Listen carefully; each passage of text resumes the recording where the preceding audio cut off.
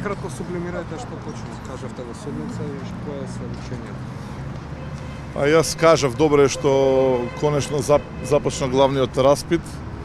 Реков дека правдата ќе биде достижна полека, но сигурно и започна да се одмотува оно јаско што беше создаден претходно, затоа што почнав конечно да функционира полека, но сигурно судството. Го раскажав оно што го доживеав